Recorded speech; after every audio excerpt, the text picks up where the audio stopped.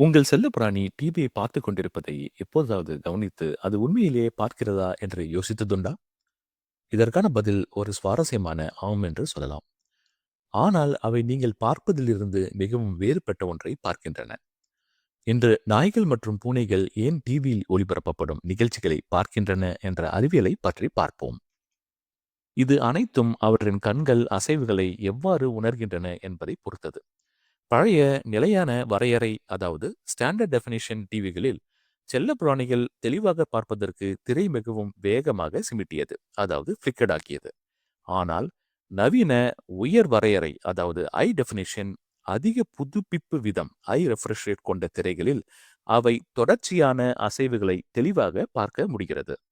மேலும் நாய்கள் மற்றும் பூனைகள் மனிதர்களை விட விரைவாக காட்சி தகவல்களை செயல்படுத்தும் திறன் கொண்டவை. எனவே உங்களுக்கு மென்மையான அதிரடி காட்சியாக தெரிவது அவற்றுக்கு இன்னும் விரிவான காட்சியாக தெரியும். நாய்கள் அசைவுக்கு மிகவும் உணர்திறன் கொண்டவை. ஓடும் மனிதர்கள், கார்கள் அல்லது பிற விலங்குகள் இடம்பெறும் காட்சிகள் அவற்றை கவர்கின்றன. இது மேய்ச்சல் மற்றும் விளையாட்டு நாய்களுக்கு மிகவும் பொருந்தும். ஆனால் சத்தமும் மிக முக்கியமானது.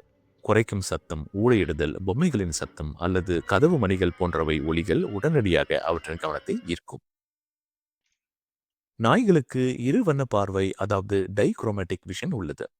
அவை முக்கியமாக நீலம் மற்றும் மஞ்சள் நிறங்களின் நிழல்களை மட்டுமே பார்க்க முடியும். அதனால்தான் டாக் டிவி போன்ற பிரத்யேக சேனல்கள் அவற்றின் பார்வைக்கு மிகவும் சுவாரஸ்யமானதாக இருக்கும் வண்ண காட்சிகளை பயன்படுத்துகின்றன. பூனைகள் மறுபுறம் அவற்றின் இயல்பான வேட்டையாடும் உள்ளுணர்வுகளால் இயக்கப்படுகின்றன. பறவைகள், எலிகள் மற்றும் பிற சிறிய இரையை காட்டும் நிகழ்ச்சிகளில் அவை மிகவும் ஆர்வம் காட்டுகின்றன.